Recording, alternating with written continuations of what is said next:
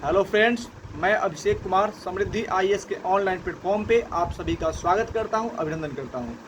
दोस्तों, BPSC TRE 3.0 में exam देने वाले 1 to 5, 6 to 8, 9, 10 और 11, 12 के सब्जेक्ट वाइज जो अभ्यर्थी हैं उनके लिए हमने दोस्तों एक कट ऑफ तैयार किया है। और हमारी विश्वसनीयता ये है कि हमने जो है बीपीएससी आयोग के द्वारा प्राप्त डाटा के आधार पर हमने ये दोस्तों कट ऑफ जो है वो तैयार किया है। और जिस तरह से बीपीएससी टीआरई 1 और बीपीएससी टीआरई 2 में हमने जो कट ऑफ जारी किया था उसी के आसपास जो है कट ऑफ रहा था बीपीएससी टीआरई 1 और टीआरई 2 में। तो इसी एनालिसिस के बेस पे दोस्तों बीपीएससी आयोग के द्वारा प्राप्त जानकारी के आधार पे हमने जो ये कट ऑफ तैयार किया, इसलिए कट ऑफ तैयार करने में लेट हुआ और ये कट ऑफ हमने तैयार किया है। ये कट ऑफ आप सभी के लिए जो दोस्तों बहुत ही महत्वपूर्ण होने वाला है। इससे आप अपना जो है स्कोर को मिलान कीजिए, निश्चित तौर पर दोस्तों आपको सफलता मिलेगी और आप जो है इस कट ऑफ को जितने भी कट ऑफ आपने अभी तक देखा उसमें सबसे सफल जो है दोस्तों इसको पाइएगा। तो ये जो कट ऑफ है दोस्तों वो बीपीएससी द्वारा प्राप्त जानकारी के आधार पर, यानी कि बीपीएससी के द्वारा जो डाटा प्राप्त हुआ है कि कितने स्टूडेंट्स जो है वो एग्ज़ाम दिए हैं, कितने सीटें थी और किस कैटेगरी में कितने स्टूडेंट्स जो है वो एग्ज़ाम दिए थे, उन सब के आधार पर क्वेश्चन का लेवल क्या था, ये सब देखने के बाद जो है एनालिसिस करने के बाद हमने ये कट ऑफ तैयार किया है। और बीपीएससी टीआरई 1 और टीआरई 2 के सफलता से उत्साहित होने के बाद हमने दोस्तों ये फैसला किया कि एक बार फिर से हम कट ऑफ तैयार करेंगे और हमारे जो अभ्यर्थी हैं, जो स्टूडेंट्स हैं, उनको जो है दोस्तों इस बारे में हम अवगत कराएंगे और इसका लाभ जो है उनको मिलेगा।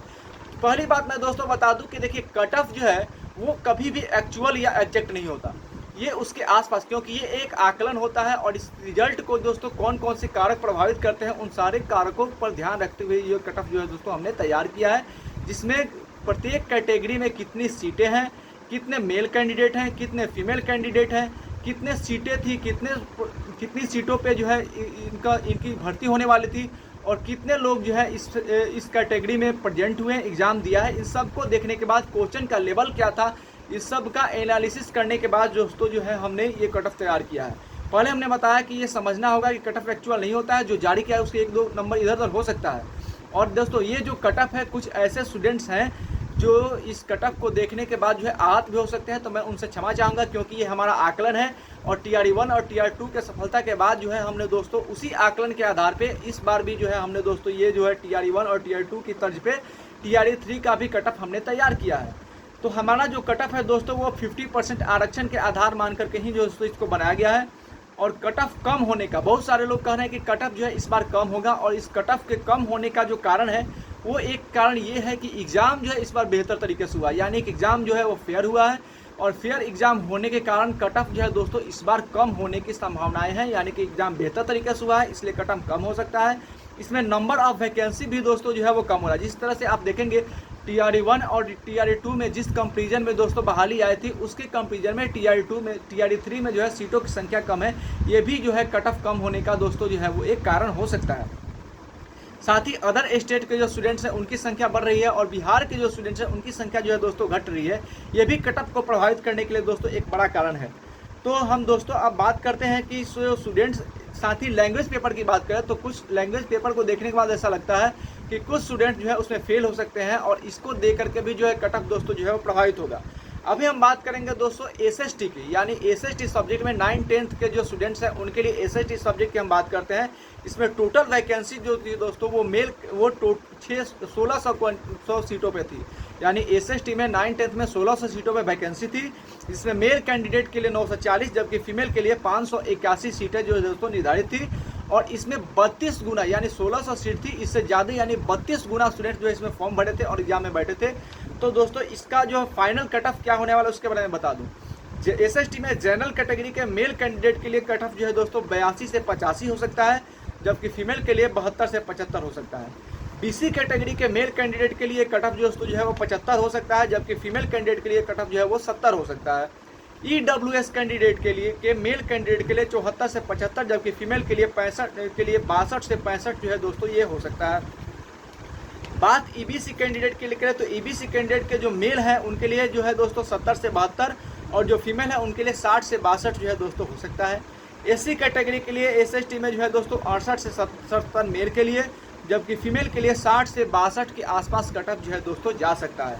वहीं एसटी कैटेगरी की अगर बात करें तो मेल कैंडिडेट के लिए 65 से 68 और फीमेल के लिए 50 से जो है दोस्तों 55 जाने की संभावना है।